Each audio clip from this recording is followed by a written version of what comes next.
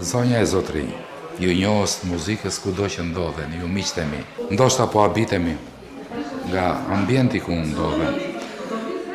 Ndodhem në një nga pavionet e spitalit publik Nën Tereza, ku pak ditë më parë unë bëra një operacion jo aq të thjeshtë.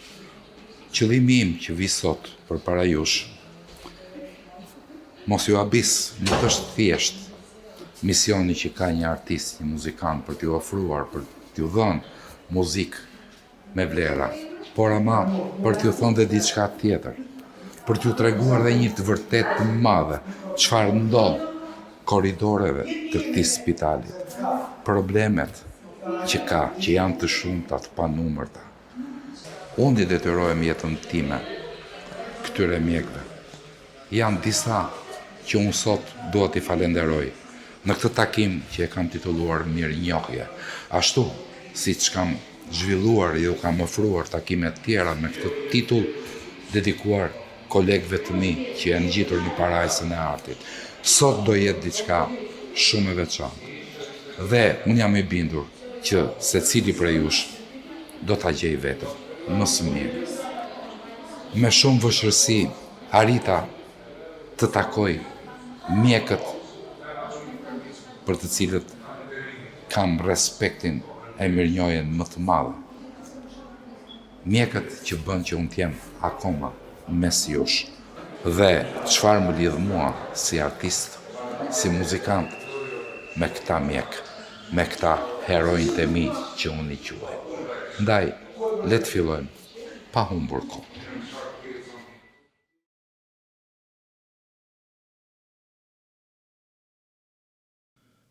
Tashmë, çdo ditë më shumë, sidomos me iniciativën e News 24, çdo ditë më shumë po dalin shumë probleme që mjekësia jonë ka, që nga barnat që mungojnë, e deri ke papërgjegjësitë e mjekëve shumë herë. Por mos harojmë që jo çdo gjë është e zezë.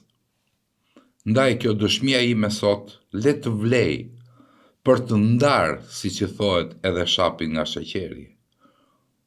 Ne kemi edhe mjekët tanë që janë heronj, jo të gjithë kuptohet. Kemi shumë probleme me korrupsionin në mjekësi dhe me mos funksionimin e saj. Dhe është e kotë të fshihemi, siç i thohet, pas gishtit. Por në atë që do shikni sot, unë jam munduar të jem në maksimum korrekt me çfarë vetë pash ndjeva në periudhën e fundit që isha i shtruar në spitalin publik në Nën Tereza për një ndërhyrje kirurgjikale. Edhe pse kisha qenë edhe 7 vite më parë për një ndërhyrje tjetër kirurgjikale që do flas pak më vonë. Por le ta fillojmë nga fillimi, këtë kalvar të gjatë të kontakteve të mia me këta mjek, edhe pse ky është një program muzikor që risjell vlerat e muzikës, pikërisht për muzikën do flasim, sepse në përditshmërinë e tyre, këta pak mjek që unë do kem gjithë jetën respektin dhe mirënjohjen më të madhe, jetojnë me muzikën, që në familjet e tyre, e aq më shumë edhe në profesion. Sa i ndihmon muzika e vërtet, arti, këto mjek në përditshmërinë e tyre? Çfarë muzike dëgjojnë? Dhe sa e rëndësishme është sot ajo që quhet muzikoterapi. Ndaj, ti marrim gjërat me radhë. Vite më parë, asnjë nuk e kuptoi pse unë erdha kaq pa pritur në Shqipëri, po flasim për vitin 2006. Ishte një shkak i madh, t'ju them të drejtën. Prej një diagnoze të gabuar bërë në Itali, për më tepër nga një mjek i famshëm, më thanë që bëj qef kaq sa të kam mbetur. Kjo ishte përgjigja therse që kemi ditur vetëm unë dhe ndjes pas babai im, ja kemi mbajtur sekret në nëstime deri vonë dhe familjarëve të tjerë, që mos i shqetësonin. Dhe të mendoni që vi në Shqipëri, e kuptoni si mund të ndihet dikush që i thojnë këtë lajm të kopshëm, që ka lidhje direkt me jetën, dhe që pas pak kohë merr vesh që nuk kishte ky problem kaq i madh. Dhe problemi që ekzistonte u zgjidh nga një mjek shqiptar. Kjo është bërë publike në mediat tona, por jo shkaku. Pse? E mbani mend këngën e Tropojanit? T'ja kujtoj pak? Me në jetë na solli zoti, si në fshat, si në Tiran, pim krenari kësaj toke, jo malëzor janë Tropojan, nga Vermoshi në Saranda, dhe gjithë qanë qeshi njësoj, vaj kur vuaj prap këndojmë, nga Tirana në Tropoj. Kjo këngë u shkrua pikërisht për një doktor që mu gjendë pranë në atë periudhë. Ndaj, takimin e parë, përpara se të shtrohesha në spitalin Nën Tereza, unë e bëra pikërisht me Skënder Hasandoqin. Këtë mjek me zemër të madhe, një njeri i mrekullueshëm, që me anën shkencore të tij, me dijet e tij të ndërthurura në mjekësinë tonë tradicionale, arriti të bëj mrekullin, duke hedhur poshtë çdo lloj diagnoze tjetër që ishte bërë gabimisht për mua. Le ta ndjekim këtë moment me doktor Skënderin. Rasti jot ishte pak i veçantë. E para për personalitetin tënd, që po ta them hapur, një personalitet i muzikës, e dyta ishte një person që vinte nga jashtë. Dhe shpeshherë ne jemi mësuar që këto gjëra që vijnë nga jashtë janë absolute dhe kanë gjithmonë të drejtë. Në fakt, unë nuk jam dakord me këtë. Rasti konkret ishte rast shumë interesant. U bë sebeb ardha jote në këtë vend dhe situata jote shëndetësore psoi ndryshim të jashtëzakonshëm për mirë, gati edhe të pabesueshëm. Pavarësisht formës, mënyrës etj, që është një diçka shumë teknike kjo, por e bazuar tërësisht në shkencë. E para e rëndësishme është që ju jeni shumë mirë me ne dhe problemi shëndetësor i atëhershëm është tërësisht i stabilizuar. Unë duhet të kisha vite që kisha ikur doktor. Komplimentet e mia dhe kjo është mrekulli. E dyta, t'jam mirënjohës shumë edhe për një gjë tjetër. Kjo është hera parë që e them. Kur e kam dëgjuar prindët e mi këngën që ti bëra atëherë, të cilët nuk jetojnë më asnjëri, janë emocionuar në përmasat më ekstreme që si isha parë në një.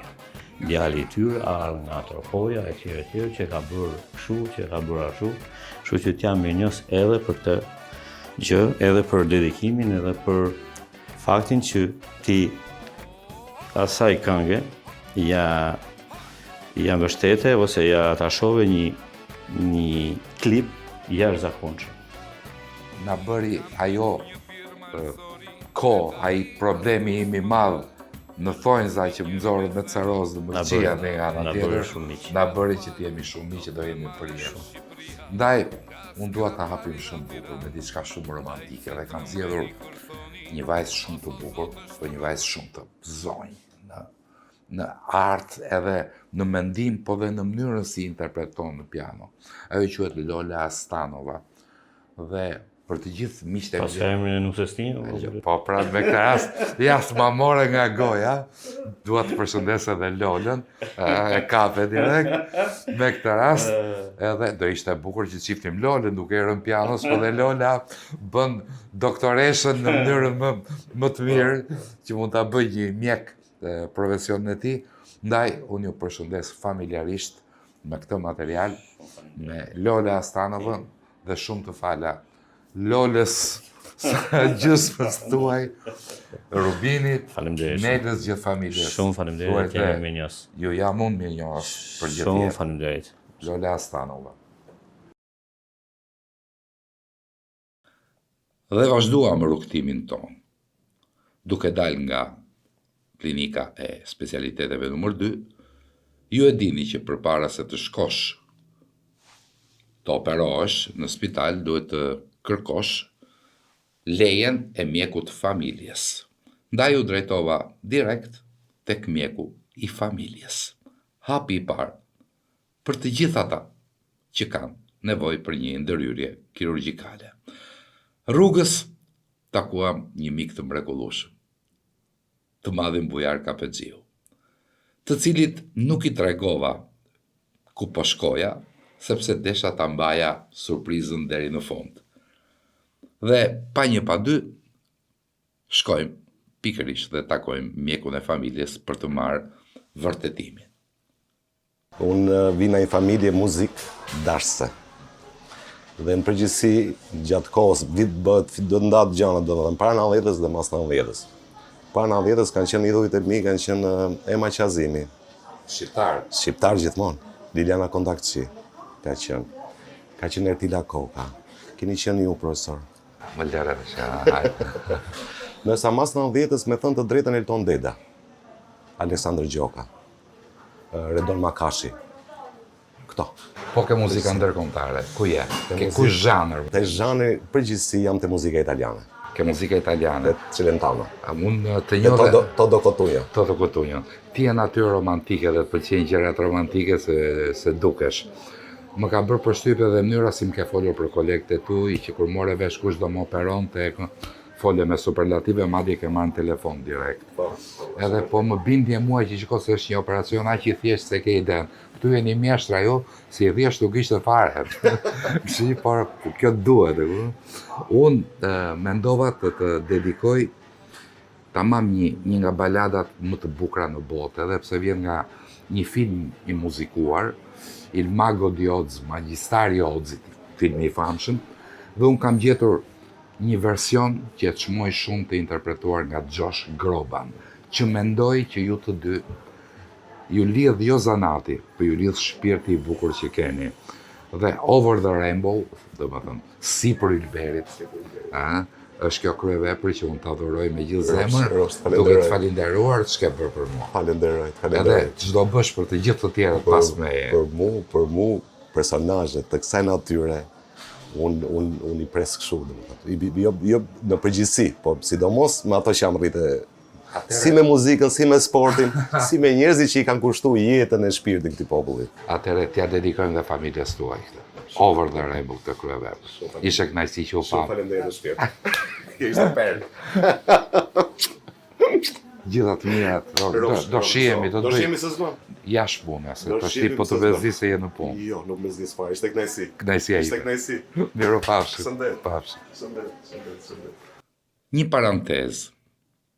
Jo çdo gjë unë do jap sot përpara publikut, sepse bisedat kanë zgjatur më tepër, kemi dalë dhe jashtë temës muzikës shumë herë me njëri tjetrin, dhe nuk ka se të bëhen publike, por ama një problem për shembull këtu në ambulancën e lagjës, siç quhet, është godina shumë e vogël për të përballuar gjithë atë fluks njerëzish. Dhe një zëri, mjekët dhe infermierët atë këtë më thanë, Gjergj po munde ngrije këtë problem që të kemi një godinë më komode ku të presim sa më shumë njerëz, sepse kemi të bëjmë me një territor shumë të madh. Të kihet parasysh kjo gjë.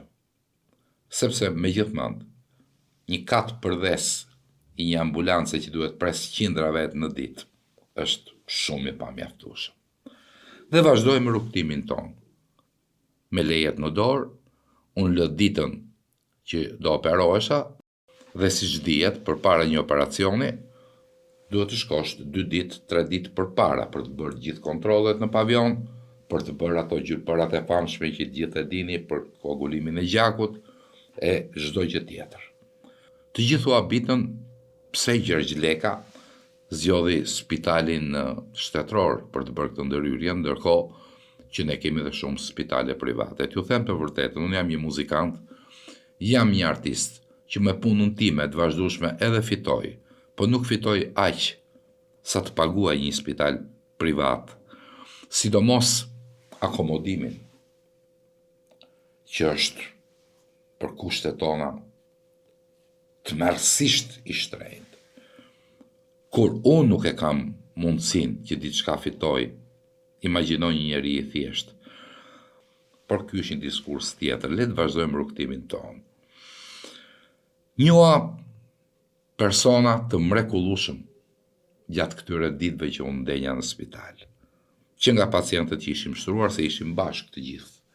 Ju e dini shumë mirë që ke spitali i vjetër në QSUT, këto janë kushtet.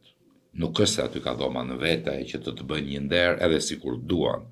Ndoshta tashti me spitalin e ri mund të ketë ndoshta kushte më të mira komodini, por spitali i vjetër është ai që është. Ngrohtësia e njerëzve më ka bërë shumë përshtypje. Shumica e tyre ndiqnin dhe programin e ishte njërë muzika dhe diskutuan për muzikën. Por, unë mendjen e kisha thjesht të flisja me këto mjek edhe për sa i përket kësaj anës time. Dhe më bëri shumë mirë njoha me to, dhe pse ju e dini që nuk lejohet të filmosh brenda ambienteve të spitalit. Ky program u bë thjesht me një telefon të mirë dhe me një mikun tim, me një aparat që ishte në rolin e një pacienti. Sepse desha pikërisht të merja këtë frymë, jo jashtë mureve të spitalit, po në përditshmërinë e tyre. Unë kam njohur mjek që për mua janë heronj. I kam parë të flenë atje, në sallat e operacionit, që nuk kanë kushtet që ndoshta ka privati, por stafet ishin të kompletuara. Nuk e di sa në spitalet tona private janë këto stafe kaq të kompletuara. Për shembull, kur unë kam bërë operacionin, përveç 2 kirurgëve, ishin dhe 7 persona të tjerë staf, që për çdo emergjencë që ndodheshe, kishim reanimacionin afër dhe të gjithë stafin. Ky është një plus shumë i madh me gjithë problemet që ka spitali Nën Tereza, se dhe probleme atje gjatë kohës që ndenja kam parë pa mas.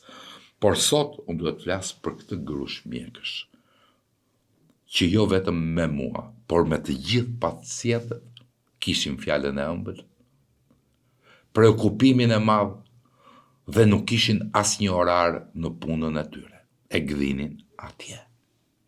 Dhe stafin kryesor që u mor me mua, që kryen çdo ditë me 10 operacione, unë i vajta në zyrat e tyre, ku mblidhen dhe i kërkova një mendim për muzikën. Sa i ndihmon ato muzika dhe në përditshmërinë e tyre ose pas një operacioni, edhe të rrezikshëm, çfarë muzike preferojnë që edhe të relaksohen.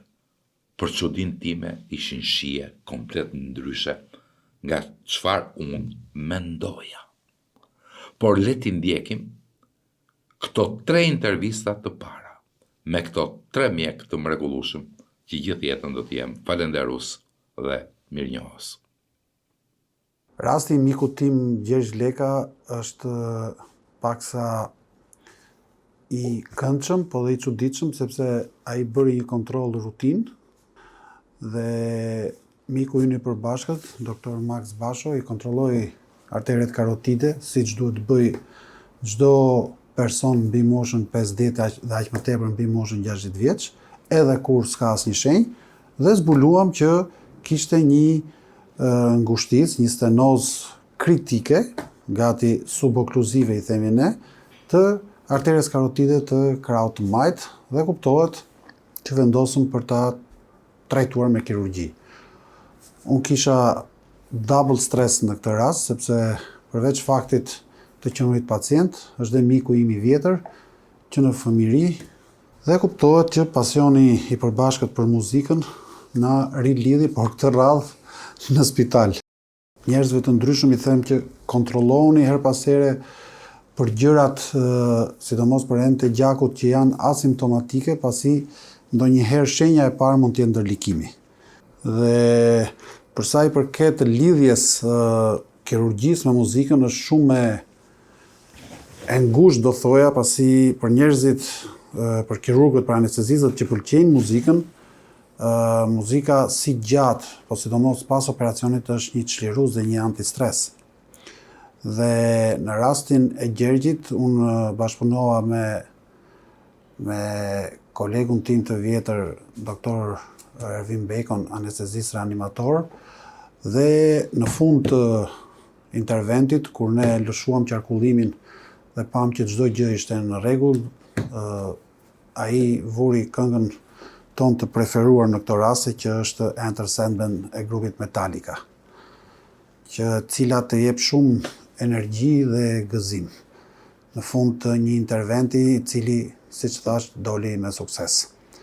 Gjatë interventit her pas here, në varësi të momentit, kirurgu do të dëgjojë një lloj muzike e cila e lehtëson, e qetëson.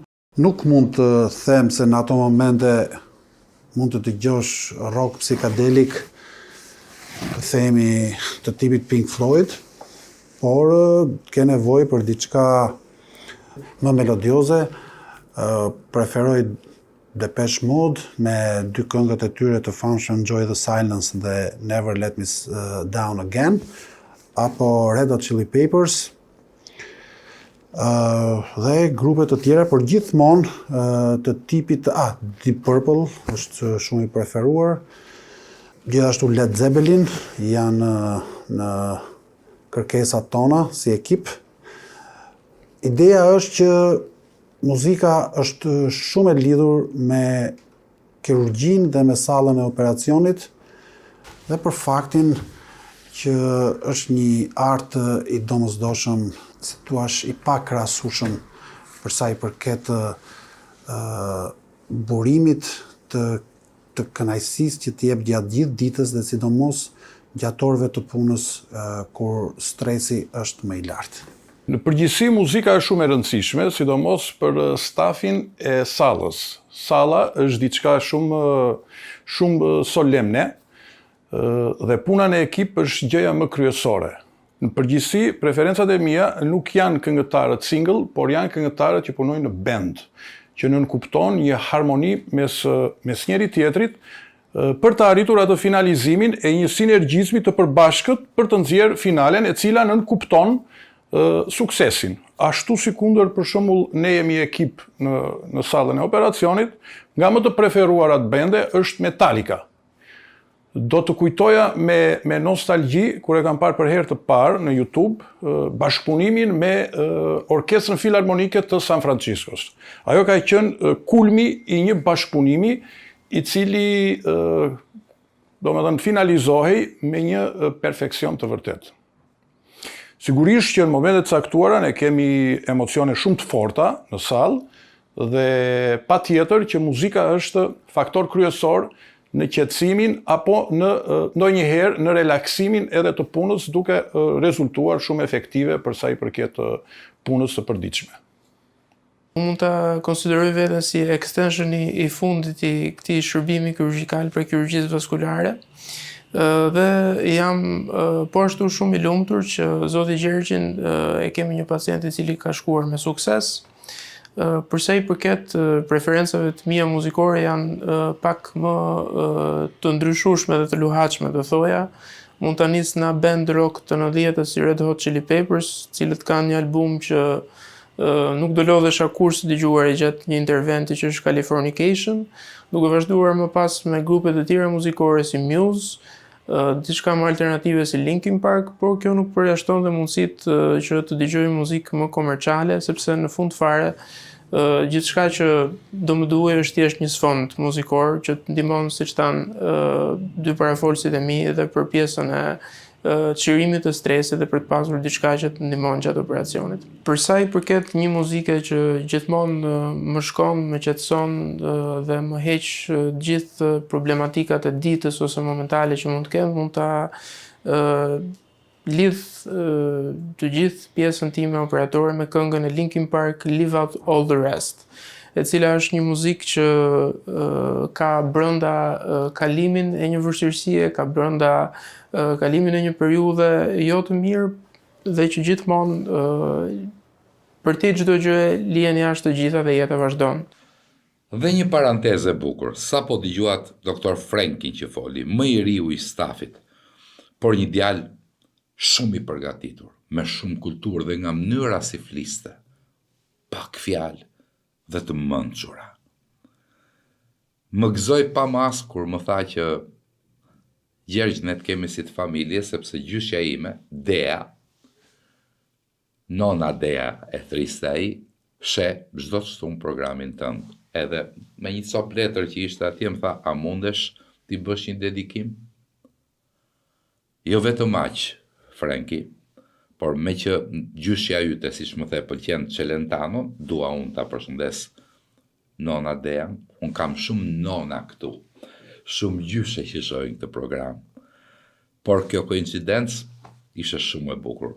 Mendoj që një azzurro e Celentanos që e njohin të gjithë gjyshet dhe të gjithë baballarët në Shqipëri, do ishte ndoshta dedikimi i dur. Nona Dea, të falenderoj nga zemra për këtë nip të mrekullueshëm që ke në shtëpi. Dhe sa herë të takosh, jepi një të putur edhe për mua. Azzurro, ta gëzosh.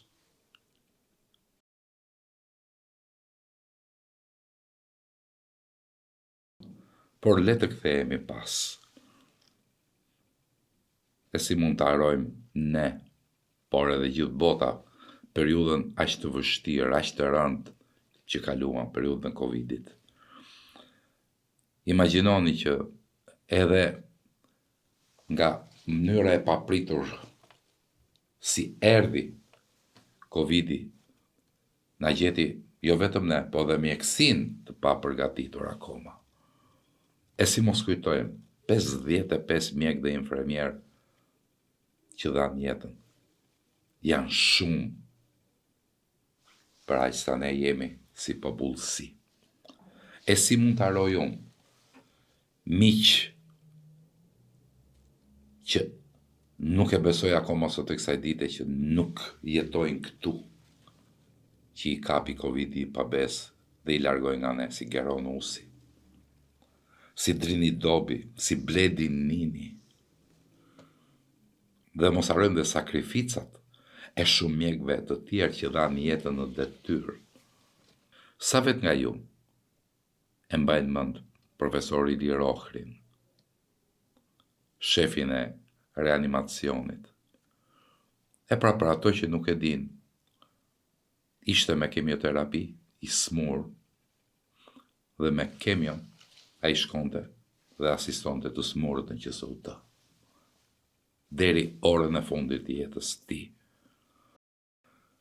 Dhe udhimin tim në korridoret e spitalit e vazhdova me disa mjek të tjerë të mrekullueshëm që tashmë halli, siç që thohet, na lidhi me njëri tjetrin. Ai që e zbuloi i pari problemin tim ishte shefi imazherist të spitalit, doktor Maksim Basho, që unë e kam njohur pikërisht pak muaj më parë. Nuk e kam njohur, si me thënë, në rinin time, o si të them, kemi pasur një lidhje me njëri tjetrin miqësore, absolutisht. Sot po, i mbajmë relatat, telefonohemi, takohemi, kontrollet unë vazhdoj t'i bëj ke doktor Maksi, dhe i falenderoj të gjithë personat që Maksi ka afër për ndihmën e madhe që më dhanë, për sinqeritetin, për profesionalizmin e tyre dhe mirësinë e tyre. Ja, çfarë do nga muzika dhe çfarë i pëlqen doktor Maksit. Puna e mjekësisë është një punë me stres, po me edhe shumë dashuri që duhet bërë. Kur bëhet me shumë dashuri, arrihet zgjidhja maksimale për pacienti, por edhe për kënaqësinë për personelin shëndetësor. Personeli shëndetësor në radhë të parë duhet jetë njeri, pastaj anën profesionale që patjetër që duhet ta ketë. Edhe gjithë të stres që kemi neve si punonjës të shëndetësisë, muzika për ne është gjëja më e çmuar. Ne pëlqejmë gjitha llojet e muzikave, që nga muzika klasike dhe gjitha gjenit e tjera. Por në mendje gjithmonë pas një stresi të madh, të preferuarin tim kam Fred Mercury, udhëheqësin e grupit Queen. Përsa i përket Gjergjit, miku ton, të dashurit ton që na jep shumë energji pozitive, do t'i thoshja që e ka neglizhuar problemin e vetë, për të marrë më shumë me kënaqësitë e profesionit të vetë, që t'u japi njerëzve kënaqësinë më tepër se sa vetes së vetë. Por, Gjergjit i them që mbi shëndetin nuk duhet vënë asgjë tjetër. Dhe të rikthehem sërisht ke ato mjek heronj që nuk janë më dhe që na ikën dhe kanë lënë një boshllëk, t'u them të drejtën, unë kam pasur direkt të bëj sidomos me 2 prej tyre. Është një boshllëk që nuk po e mbushim dot me mjek të tjerë. Nga ana umane më shumë e kam fjalën, se nuk ishin thjesht mjek, po ishin si personat familjes. Keron Husi e mbi gjithë, profesor Sabit Brokaj. Sepse 7 vite më parë, asnjë nga ju nuk e di, profesor Brokaj më zbuloi probleme në zemrën time, që në qoftë se nuk do ishin rregulluar siç u rregulluan, ndoshta nuk do ishim këtu duke folur me njëri tjetrin, se ishte një situatë e rëndë. Unë nuk e kam treguar, po i them sot të gjëra se dhe nëna ime është ngjitur me ëngjë sipër. Prindrit e mi nuk janë më që ti mërzisja me këto lajme, se boll kishin problemet e tyre të përditshme. Dhe sa tjetë jeta, unë Sabit Brokajn, mikun tim dhe mikun e shumë prej jush, nuk do ta shqis nga memoria ime, nga zemra ime, dhe në çdo ditëlindje të tij, unë vazhdoj ta festoj ashtu si ai deshte, me muzikën që ai adhuronte, sepse nuk kam njohur një njeri si profesor Brokaj në jetën time. Në rrugtimin tim të këtyre 7-8 ditëve të themi, pata fatin të kem edhe një kontakt tjetër me një mjek të ri, por me shumë eksperiencë, edhe pse mosha e re të bënte të mendoj që ndoshta mund të ketë 5-6 vjet që mund të ketë mbaruar shkollën, por nuk ishte as pak ashtu, specializuar jashtë, me një kulturë edhe muzikore, por mbi të gjitha me një edukat në shprehje dhe me një forcë mendimi që ke shumë pak mjek unë e kam hasur. Dhe po flas për mjekun reumatolog, mikun tim tashmë Ervin Rapushi. Ervinin e ftova dhe në festivalin Festa e Këngës Shqiptare. Kuptohet, bashkë me Ervinin ftova të gjithë mjekët. Jo kushdo nga ata kishte mundësi të vinte, sepse kuptohet. Këta që bëjnë nga 10 operacione në ditë, luksi madh të shkojnë të shohin një koncert. Por Ervini erdhi dhe u kënaqa atë natë. Dhe me këtë rast çova kamerën, se nuk arrita dot ta kontaktoj kur ishte i shtruar, dhe mora mendimin e tij për sa i përket muzikës që ai shijon dhe dëgjon.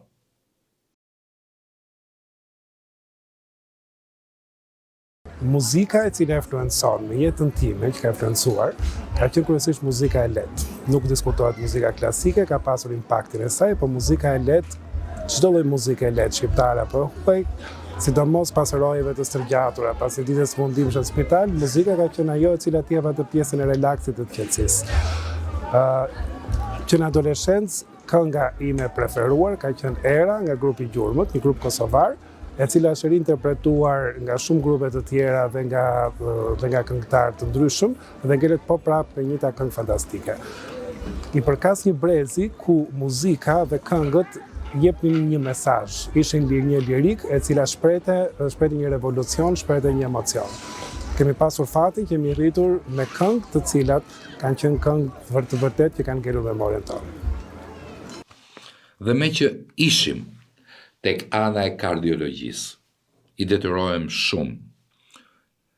Një gjeniu të kardiologjisë shqiptare dhe është fat i madh që e kemi. Dhe po flas për të madhin Edvin Prifti. E them nga eksperienca ime personale, unë pata një problem shumë të madh. Dhe për shumë të tjerë, ma kanë thënë jashtë këtë gjë, do ishte një operacion ndoshta dhe i pamundur, jo për Edvin Prifti. Edvin Prifti me mua bëri një mrekulli. T'imagjinoni që zemra ime ka qenë në tavolinë, si që thohet, për më shumë se 12 orë.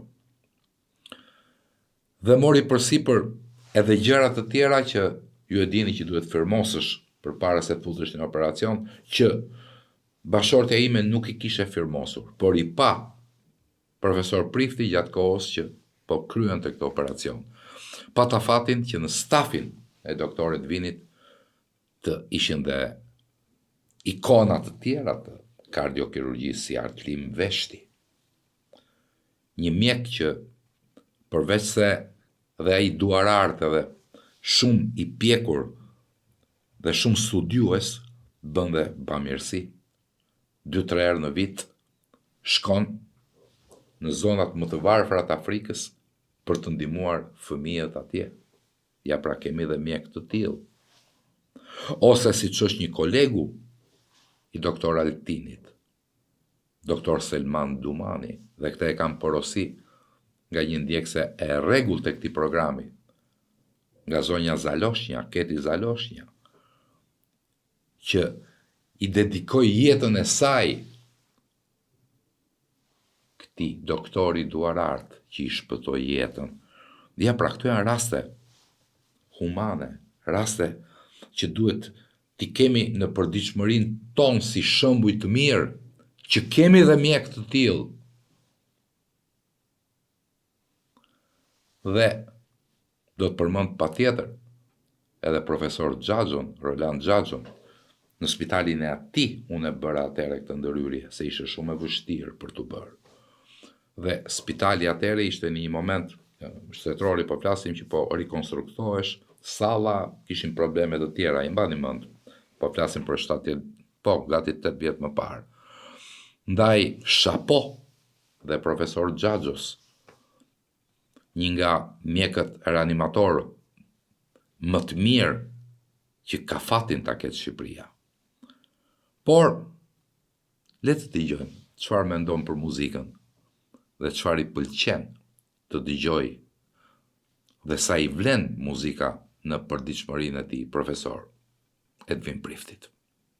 Sigurisht muzika është një gjë e rëndësishme për çdo njeri, është inspiruese, është relaksuese, është njohëse, ka shumë funksione në të vërtetë. Dhe në një farë mënyrë shkon në paralel edhe me mjekësinë, sepse tek e fundit mjekësia, për më tepër kirurgjia, ka për qëllim shpëtimin e jetës së smurit, por muzika ka për qëllim përmirësimin e jetës së çdo njërit prej nesh, edhe të njerëzve normal. Dhe sigurisht në mjekësinë, sa më stresuese të jetë aktiviteti i përditshëm i çdo njërit prej nesh, aq më e rëndësishme, aq më vlerë ka një muzikë në sfond, ose një dëgjimi një muzike të mirë, ose përjetimi i saj. Dhe sigurisht që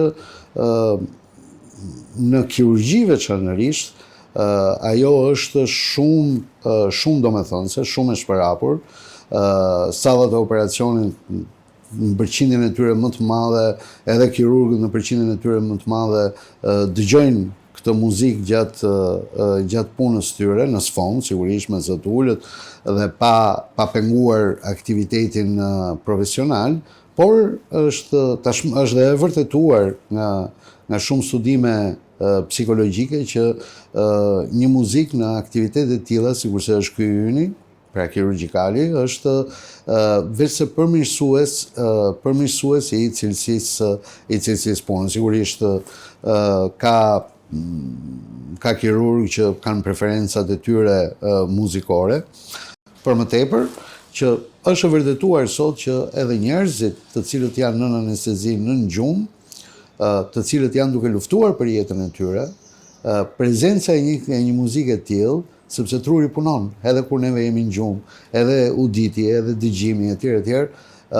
Është vërtetuar që kanë një perceptim të muzikës edhe kur ata janë në anestezi apo në gjumë dhe krijon relaksin cerebral të domosdoshëm dhe të nevojshëm, i cili i shërben qëllimin final. Qëllimi final është suksesi i interventit, suksesi i interventit dhe shpëtimi i jetës së të smurit. Nuk e di sa nga ju kanë dëgjuar për efektin Mozart që quhet në neurologji, sidomos në neurokirurgji. Janë studime që janë bërë nga profesor që në një moment kur janë probleme të mëdha që duhet ndërhyrë në tru, këshillohet që të dëgjohet një repertor i caktuar i Mozartit. E kishit dëgjuar? Ja, unë e kam studiuar këtë gjë. Madje nga kjo unë nisa për të bërë këtë program. Ose efekti Rachmaninov dhe Tchaikovsky për të smurët që dalin nga operacioni dhe çfarë materialesh, një prej tyre për shembull liqeni i mjelmave ose kantilena për piano e Rachmaninovit që vihet në reanimacion. Dhe unë kur dola me ato tubat, me ato gjëra që ju e dini si dilet nga operacioni, t'ju them të drejtën, nuk kisha fuqi t'i thosha mjekut edhe infermierës që në telefonin tim, po të duash ke këtë muzikë. Plus e një koincidencë tjetër, që më ka bërë shumë për shtypje. Në të njëjtin vend në reanimacion që unë isha shtruar 8 vite më parë. Në të njëjtën datë që operova 8 vite më parë, po i njëjti vend, po i njëjta datë më ndodhi edhe kësaj radhe. Është një koincidencë e çuditshme, miq të dashur, dhe qoftë me kaq. Për doktoret Vim Priftin, unë mendoj t'i dhuroj një material të mrekullueshëm, po që ka dhe një titull shumë domethënës, doktor. The Prayer, lutja.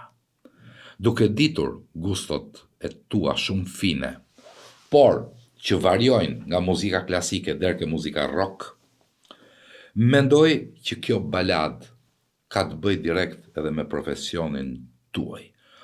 Të mendosh, doktor, sa persona në ditë luten që të dali operacioni me sukses, sa të tjerë i luten Zotit që çdo gjë të shkojë mirë, dhe sa të tjerë luten për diçka tjetër, që mos jenë mjek të papërgjegjshëm në hallin dhe në problematikën e tyre.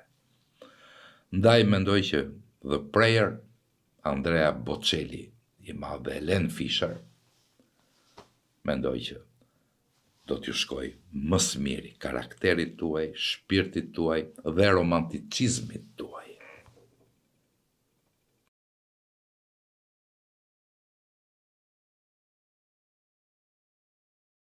E si mund të rija pa takuar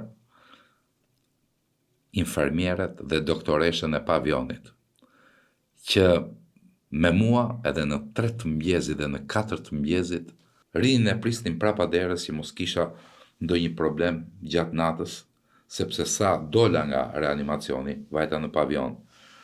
Dhe mendova që këtë gjë po e bënin për Gjergjin, sepse Gjergji i njohur, si ishte as pak e vërtet. Edhe pse ato ma thonin që Gjergjin e këtë e bëjmë për të gjithë pacientët njësoj, në fillim nuk e besova. Por, pastaj e pash me sytë e mi, për kushtimin e tyre, edhe me kushtet as pak optimale të këtij spitalit vjetër, që tani që po flasim, po transferohet në godinën e re, më ka bërë përshtypje thjeshtësia e tyre deri në madhështi, siç thot Kadareja i madh. Shumë pa pritur, si të kam. Mirë, si dukesh? Mirë. Mashallah, ti e shikon si ndryshon ky sa i bukur që është me Arman. Shikon, unë kam ardhur për të falenderuar për gjithë gjërat që bëre për mua. Unë është detyra ime që bëj. E kam parë që dhe me gjithë të tjerët i kshu e sjell. Do zgjedh unë një matezonjë urdhroni, si jeni mirë. dhe do t'ju përshëndes me një material shumë të bukur, por ama nuk e gjeta këtu kryenfermeren Sonilën dhe të tjerat se erdha kështu si papritmas. I bën gjërat e surprizit bën bukura. Uroj që të kesh vetëm lumturi në familjen tënde. Faleminderit. Të jam mirë njohës për jetë, përsa ke qenë pa gjumë edhe në 3 dhe në 4 mëngjesit dhe vije kjo unë kur kisha probleme. Më ke mbajtur si kur t'isha fëmija jotë, jo pacienti jytë. Kështu që e kemi për nder të kemi edhe njerëz të tillë si ty. Falenderoj të shkuara dhe je shumë mirë. Të falenderoj nga zemra. Gjitha të mirat. Miru pafshim. E ju erdha kështu papritur paksa sot. Në mes të punës. Po, më pëlqejnë këto gjëra.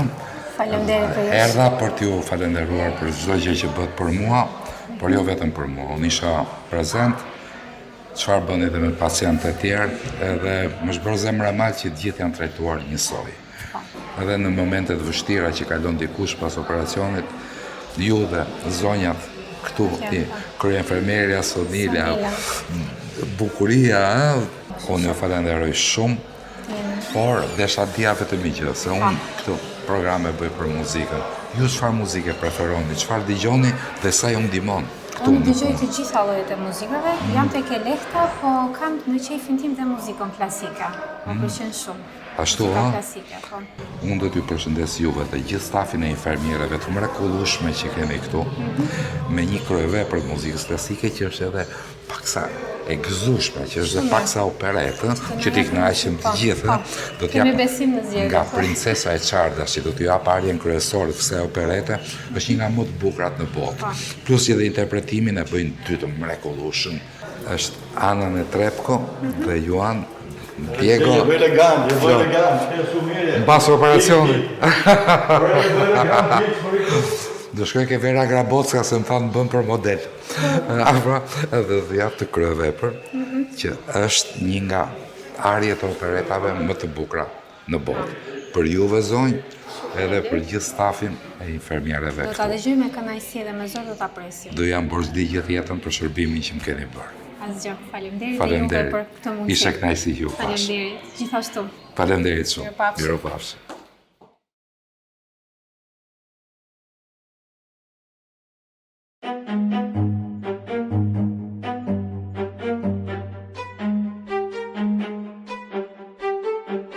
Përshëndetje, ndodhem në QSUT. Në krahun tim të majt ndodhet spitali onkologjik. Prej më shumë se 2 muajsh në këtë spital nuk punon pajisja e brakiterapisë, një pajisje mjaft e rëndësishme për gratë të cilat vuajnë nga kanceri ginekologjik, një pajisje e cila është jetë shpëtuese dhe e pazëvendësueshme. Nga ana tjetër, po në këtë spital nuk ka një PET scan, po ashtu jetik dhe mjaft i rëndësishëm për pacientët të cilët vuajnë nga kanceri dhe që do duhet ta bëjnë këtë diagnostikim për të kuptuar në çfarë faza është kanceri brenda trupit tyre dhe për të përcaktuar mjekimin. Edhe kjo pajisje nuk ekziston në sistemin publik shqiptar. Po ashtu, në këtë spital, prej disa ditësh, një zonjë e quajtur Hava Tafa nuk merr dot mjekimin, imunoterapin për cilën ajo ka nevojë për kancerin ginekologjik. Ndërkohë pacientë të tjerë, të cilët kanë nevojë po për këtë imunoterapi, ata e kanë të rimbursueshme, pra ata të cilët vuajnë nga kanceri i melanomës, i lëkurës apo kanceri i mushkrive. Ndërkohë për kancerin ginekologjik, kancer që prek gratë apo vajzat, ai nuk është i rimbursueshëm. Si mund ta vendosin këta se kush do duhet të luftojë për të jetuar dhe kush do duhet të vdes, sepse këtë kanë bërë. Ata që nuk e marrin imunoterapin, dihet fundi i tyre, dhe ata të cilët marrin, ata e kanë një shans për të jetuar. Ndërkohë situata vazhdon të jetë e trisht edhe në sektor të tjerë të mjekësisë, në pavionet të tjera. Tek hematologjia, e di çfarë bëhet, është e tmerrshme për pacientët të cilët vuajnë nga kanceri i gjakut. Është një imunoterapi tjetër, daratumumab quhet. Një javë është, një javë nuk është. Një javë është, 2 javë nuk është. Një javë është, 3 javë nuk është. Një skemë e cila i torturon pacientët, një skemë e cila i bën ata që të mos luftojnë siç duhet kancerin brenda tyre. Por unë nuk kam luftë ndaj mjekëve, nuk kam luftë ndaj bluzave të bardha, madje shpeshherë e them, do duhet më shikojnë si një aleat të tyre. Flas për ato bluza të bardha që respektojnë betimin e Hipokratit që kanë bërë, e jo betimin e Hipokritit për të marrë lek, për të zhvatur pacientët, të cilët vinë këtu për të zgjidhur hallet e tyre, që nuk janë halle qefi, janë halle shëndeti, janë halle jete. Dhe po, jam në krah të atyre mjekëve dhe ka po ashtu që sautoja sikundër gjithë Shqipëria, mjekë të cilët janë të ndershëm, që e shikojnë punën e tyre jo thjesht një punë brenda orarit, por si një mision për ta bërë siç duhet, sepse mjeku dhe puna që ai bën është një mision, shpëton jetë njeriu. E ku ka gjë më sublime?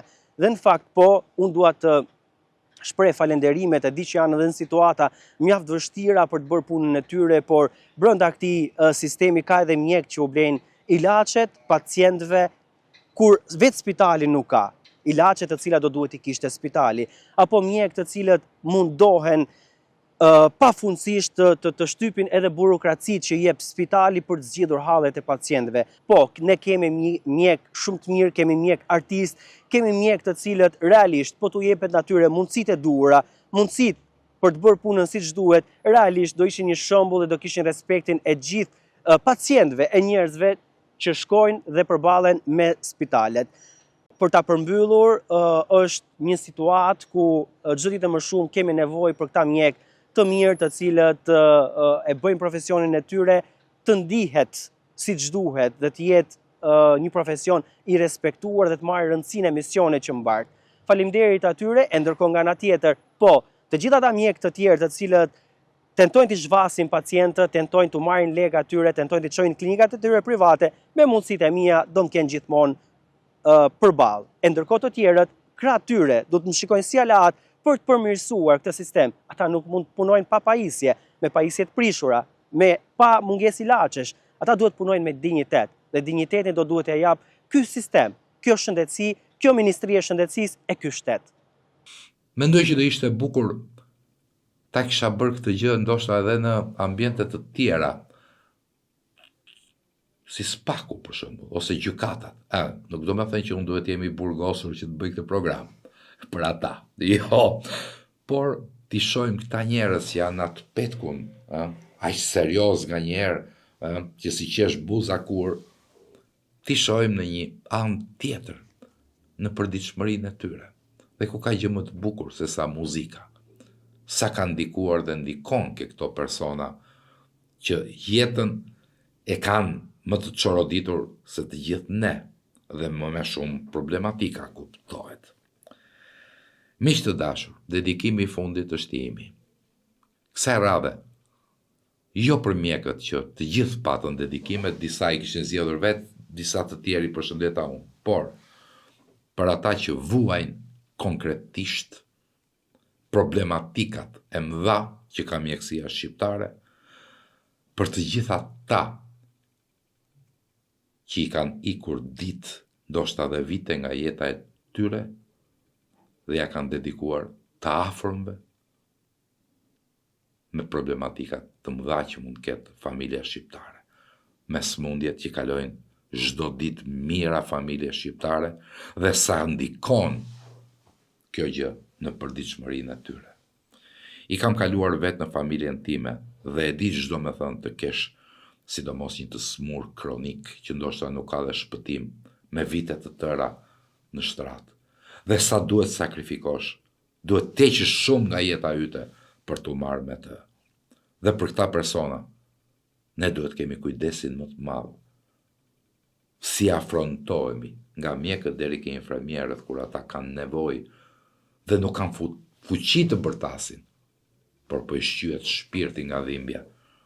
Gjithë këto familjarë të shumt që po sakrifikojnë rinin e tyre, punën e tyre, jetën e tyre, për njerëzit e dashur të familjes, që kanë smundje shumer edhe të pashërushme.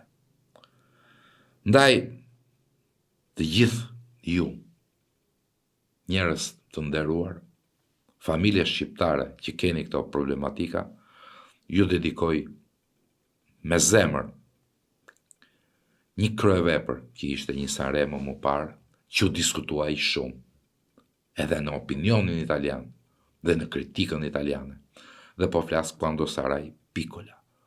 Atë mrekulli, atë këngë që goditi dhe godetaj shumë të Simone Kristikit, i cili po vuan vetë në shtëpi me të ëmën problemin e madh të Alzheimerit. Dhe nga preku të gjithëve, sidomos të gjithë ata që po kalojnë të njëjtin problematik në familjen e tyre që sapo e thash. Ndaj, le ta mbyllim me këtë këngë, që t'jetë dhe një moment reflektimi edhe për ju, mjek që shumer nuk respektoni betimin tuaj, për ju infermier që shumer përveç parave nuk keni asnjë lloj ndjesie tjetër, dhe ndoshta notat e kësaj kënge dhe fjalët e kësaj kënge uroj sadopak t'ju prekin në ndërgjegjen tuaj. Ky ishte programi që i përgatita për ju sot, ju miqtë e mi njohës muzikës. Po, shumë ndryshe nga herët e tjera, mendoj që duhet patjetër të ndajmë të mirën e të keqen, këtë radhë në mjekësi, por ne mundohemi të mirën dhe të keqen ta ndajmë çdo ditë në përditshmërinë tonë. Dhe kush arrin ta bëj këtë, është njeri i mirë. Mirupafshim, të shumë në ardhshme.